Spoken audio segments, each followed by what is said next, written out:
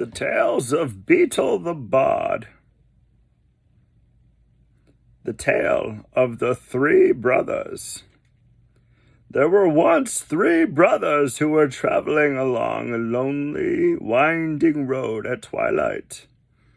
In time, the brothers reached a river too deep to wade through and too dangerous to swim across.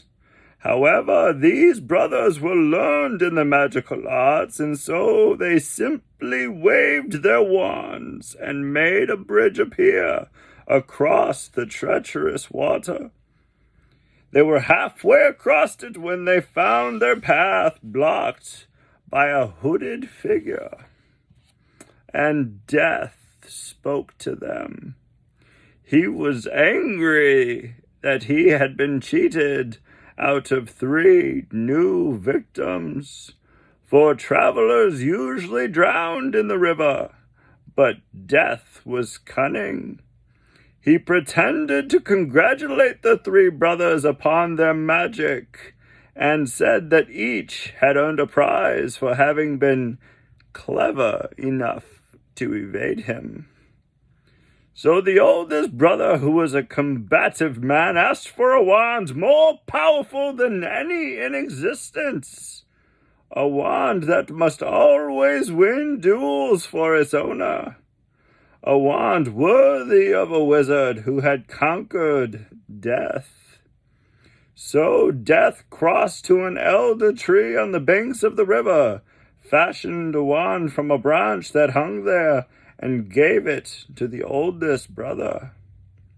Then the second brother, who was an arrogant man, decided that he wanted to humiliate Death still further, and asked for the power to recall others from death.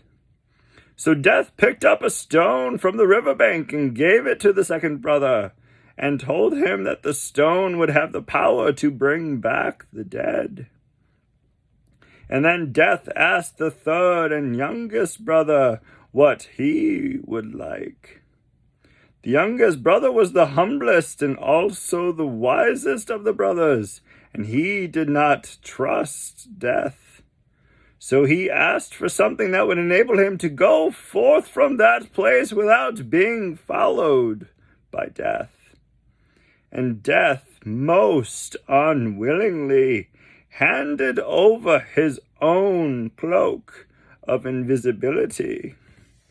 Then Death stood aside and allowed the three brothers to continue on their way.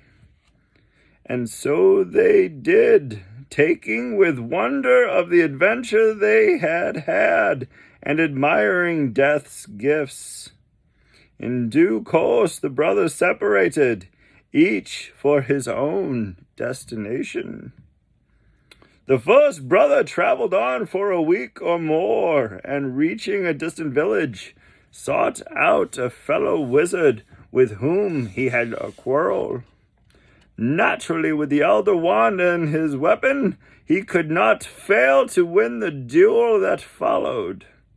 Leaving his enemy dead upon the floor, the oldest brother proceeded to an inn where he boasted loudly of the powerful wand he had snatched from Death itself, and of how it made him invincible. That very night another wizard crept upon the oldest brother as he lay, wine-sodden upon his bed.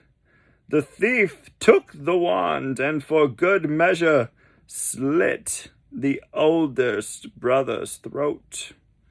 And so Death took the first brother for his own. Meanwhile, the second brother journeyed to his home where he lived alone. Here he took out the stone that had the power to recall the dead, and he turned it thrice in hand. To his amusement and his delight, the figure of the girl he had once hoped to marry before her untimely death appeared at him once before. Yet she was sad and cold, separated from him by a veil. Though she had returned to the mortal world, she did not truly belong there and suffered. Finally, the second brother, driven mad with hopelessness, longing, killed himself so as truly to join her. And so death took the second brother for his own. But death searched for the third brother for many years. He was never able to find him. It was only when he had attained a great age that the youngest brother finally took off the cloak of invisibility and gave it to his son. And then he had greeted death as an old friend and went with him gladly, and equals, they departed this life.